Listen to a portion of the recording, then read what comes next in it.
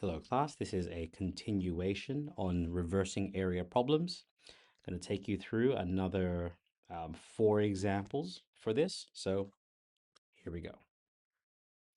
Okay, so now for these, as you can see, we're being given the final area, but we're missing one of the required lengths. So for this, you have this printed out for yourselves.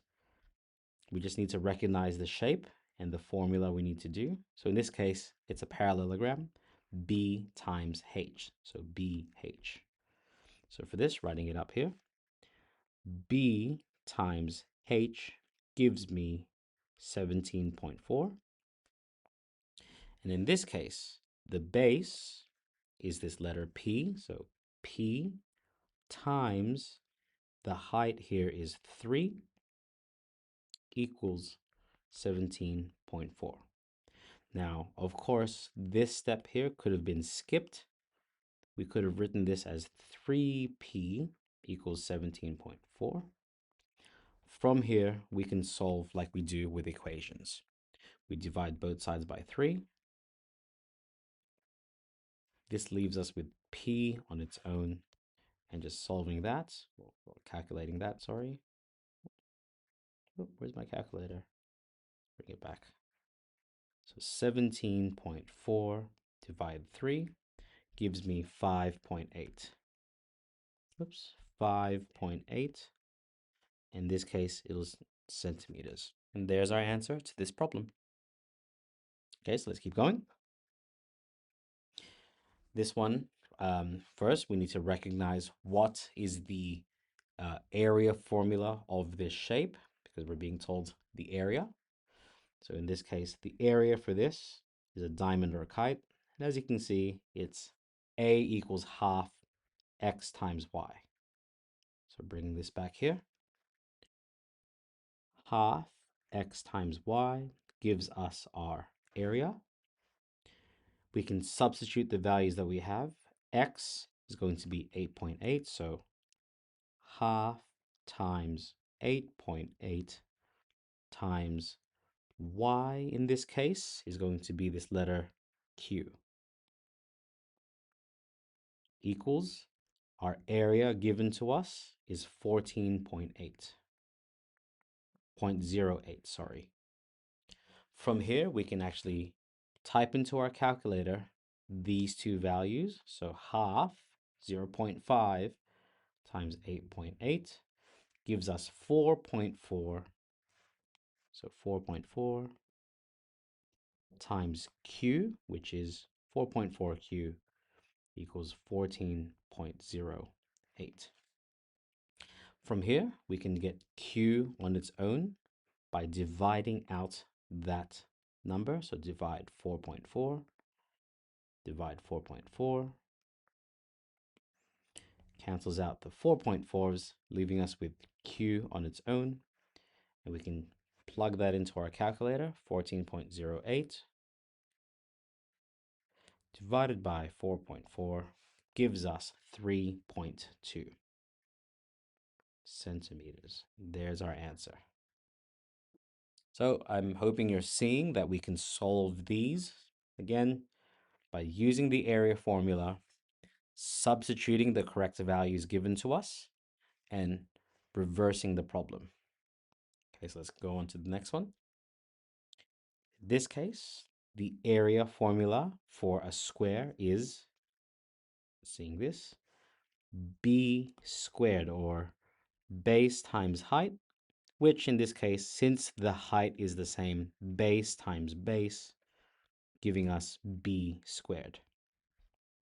So the formula for this is b squared equals a. In this case, b, the base, so happens to be the coefficient, or the letter, sorry, pronumeral a. So a squared equals, the area given here is 77.44. Now for this, when you have the square of a number, the opposite of that is the square root of a number. The square root and the square completely cancel one another, giving us A equals the square root of 77.44. And that's the number we can type in. So square root 77.44 gives us 8.8.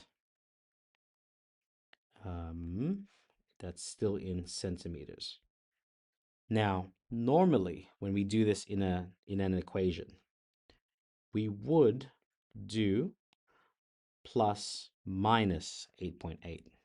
But since we're working with length, since A is a length,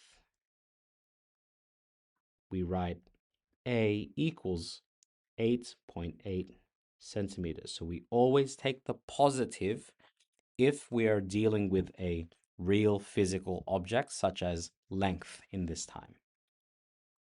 Okay, so let's move on to the final example for this video. In this case, we have a rectangle. So the area formula for this, I hope we're familiar now, is base times height equals our area. The base length here so happens to be 3b.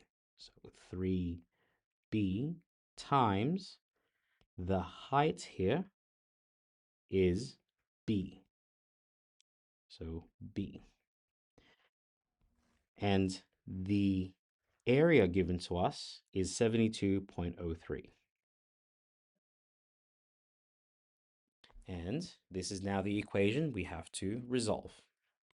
This left-hand side, 3b times b, gives us 3b squared equals 72.03.